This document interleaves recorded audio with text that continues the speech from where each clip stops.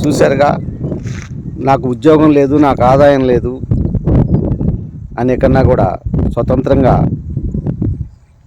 తాగి పారేసినటువంటి waste plastic సీసాలన్నింటినీ కూడా ఏరి సమాజాన్ని కూడా శుభ్రం చేస్తూ తన జీవితాన్ని గడుపుతున్నటువంటి ఒక వృద్ధుడు ఎంత ధైర్యంగా, ఎంత ఆత్మవిశ్వాసంతో చెబుతున్నాడో చూడండి.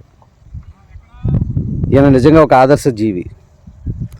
ఇలా జీవించడం అనేది ఒక కళ. ఈరోజు ఎంతోమంది ఆత్మహత్యలు చేసుకోవటం ఇలాంటివన్నీ చూస్తూనే ఉన్నాం. నిస్సహాయ నిస్పృహతలకి చదువుకున్న వాళ్ళు కూడా నాకు ఉద్యోగం రాలేదనుకోవటం ఇలాంటివన్నీ చేస్తున్నారు. కానీ ఇది కాదు జీవితం.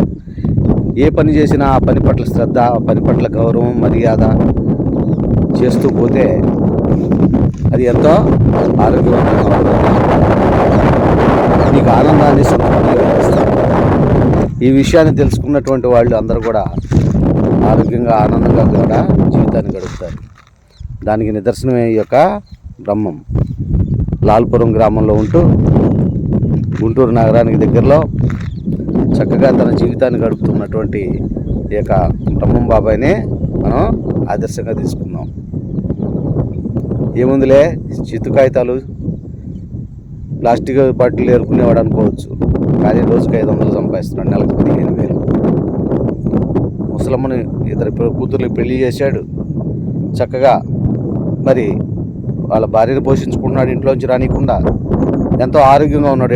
ఇప్పటివరకు ఆయనకి బీపీలు, షుగర్లు ఇవ్వట. చక్కగా ఇట్లా పొద్దున్నే వాకింగ్ చేయటం వల్ల. చూడండి, తృప్తికి మించిన ఐశ్వర్యం లేదు. మానవ జీవితంలో మనం ఎన్నుకునేటువంటి, చేసేటువంటి పనుల వల్లే మన యొక్క జీవితం ఆనందమయం అవుతుంది అనటానికి ఇదొక చక్కటి ఉదాహరణ, ఈ యొక్క బ్రహ్మయ్య జీవితం.